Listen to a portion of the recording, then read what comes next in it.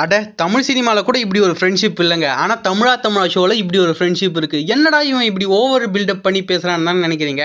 கன்ஃபார்மாக இந்த வீடியோவை பார்க்கும்போது இந்த ஃப்ரெண்ட்ஷிப் உங்களுக்கு சினிமாவில் நீங்கள் பார்க்குற ஃப்ரெண்ட்ஷிப்போட இவங்களோட ஃப்ரெண்ட்ஷிப் வந்து பார்த்தீங்கன்னா ரொம்ப ரியாலிட்டியாக அவ்வளோ அழகாக வந்து பார்த்தீங்கன்னா தெரியும். இந்த வீடியோ பார்த்துட்டு எப்படி இருக்குன்னு இந்த ஃப்ரெண்ட்ஷிப்பை பற்றி உங்களோட கருத்துக்களை கீழே கமெண்ட் பண்ணுங்க.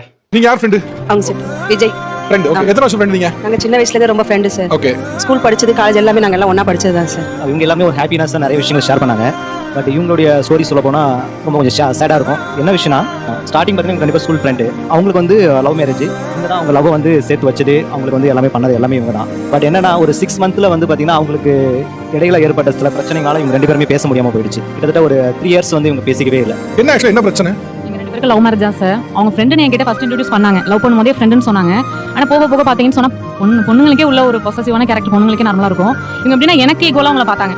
முக்கியமா அவங்கள தொட்டு பேசுறது, வாடா போடான்னு பேசுறது, வாடி பொடின்னு பேசுறது எனக்கு சுத்தமா பிடிக்கல.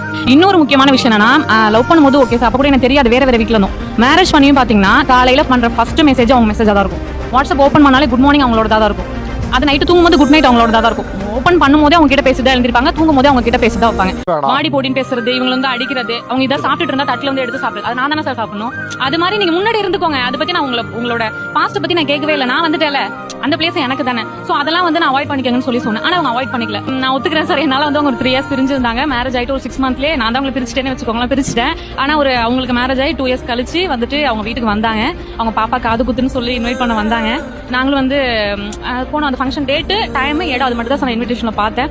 சரி ஓகே, கிளம்பி போயிட்டு ஸ்பாட்டுக்கு போயிட்டு எல்லாம் நிக்கிறோம். அந்த டைம் வந்துட்டு காது குத்துற டைம். இவங்களை பார்த்து விஜய் என்ன நின்னுட்டே இருக்க, உட்கார அப்படின்னாங்க. எங்க உட்காரணும், ஏன் உட்காரணும் அப்படின்னு சொல்லிட்டு கேட்டாங்க.